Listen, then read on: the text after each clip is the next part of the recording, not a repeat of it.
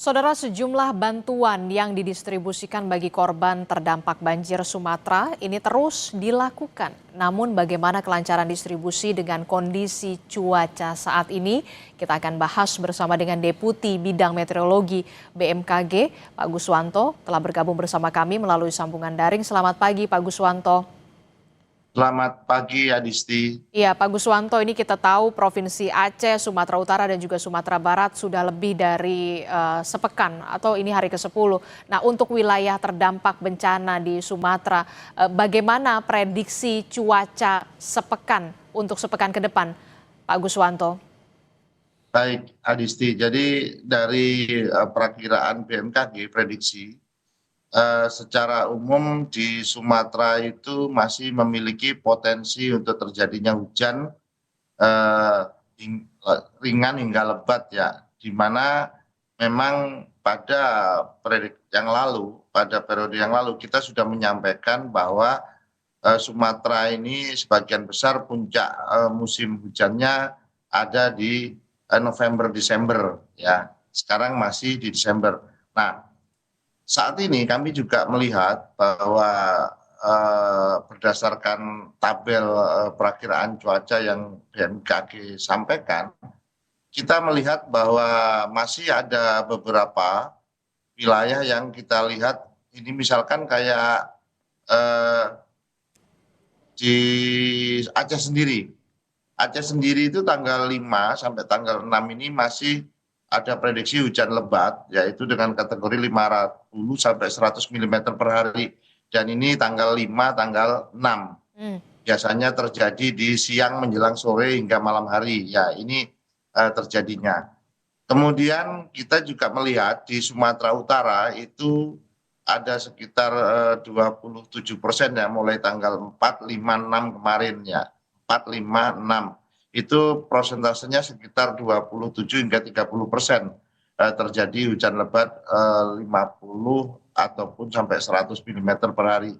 Sedangkan di Sumatera Barat ini kita melihat hujannya hanya ringan hingga sedang. Namun Adisti, kami BMKG bekerjasama dengan BNPB sedang berusaha agar intensitas hujan yang diperkirakan BMKG itu menjadi minimal atau ekstremitasnya berkurang. Hmm. Karena kita melihat memang saat ini banyak pertumbuhan awan hujan itu berasal dari Samudra Hindia akibat adanya Madden-Julian Oscillation, Hmm. kemudian juga masih adanya monsun Asia Hmm. yang menerpa di sana. Nah, namun ini juga sudah cukup lumayan, artinya bisa dilakukan untuk evakuasi, tapi bisa di pagi hari hingga siang, sehingga sore hari itu perlu kewaspadaan karena hujan terjadi cenderung di Ya, sore hingga malam malam hari. hari. Oke. Demikian, Adisti. Oke, terkait dengan seberapa efektifkah kemudian upaya modifikasi cuaca yang dilakukan untuk bisa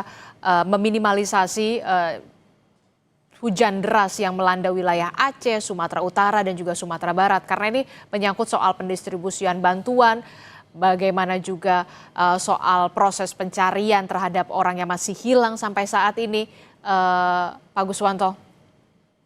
Baik, Adisti. Untuk efektivitas modifikasi cuaca itu sendiri, dia bisa mengurangi intensitas antara 25 hingga 37% ya.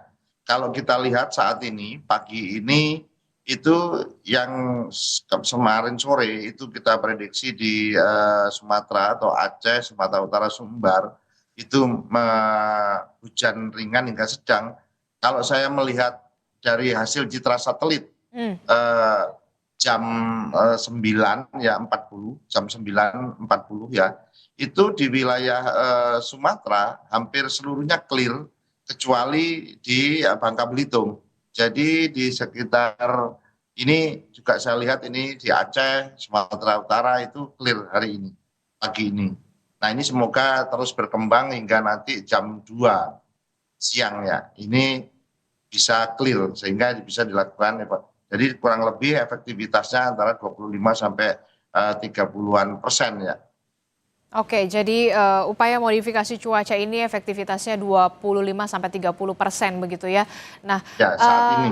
saat ini begitu.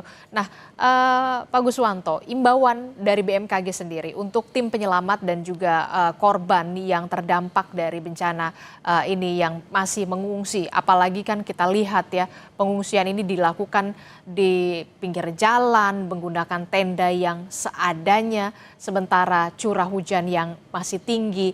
Apa imbauan dari BMKG, Pak Guswanto?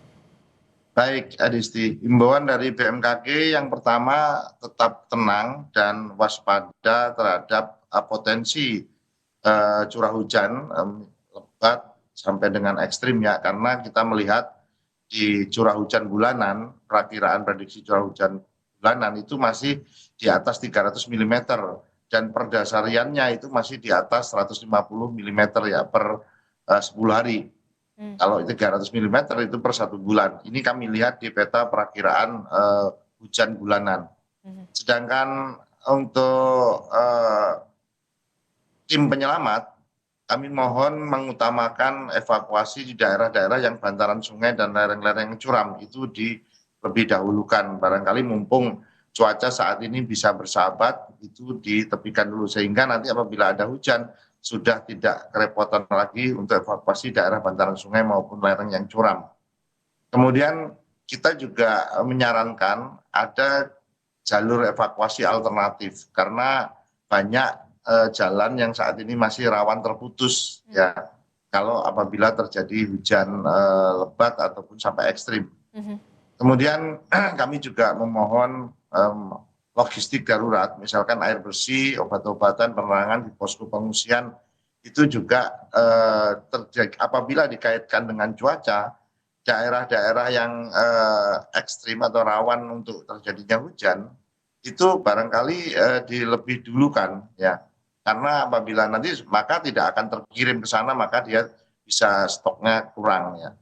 Kemudian yang terakhir kami juga menghimbau kepada kita semua, kita harus bekerja sama, kemudian berkolaborasi antara pemerintah, masyarakat, swasta, seluruh segenap pihak untuk tetap di lokasi yang aman, ya, tidak kembali ke rumah sebelum ada kepastian kondisi yang stabil. Artinya kami pemerintah juga tetap hadir di sana untuk membantu tetap di lokasi yang aman. Demikian dari kami. Imbauan yang perlu diperhatikan begitu ya soal kewaspadaan yang tentu saja harus diperhatikan begitu ya, mengingat masih adanya potensi hujan deras ataupun lebat di wilayah Aceh, Sumatera Utara.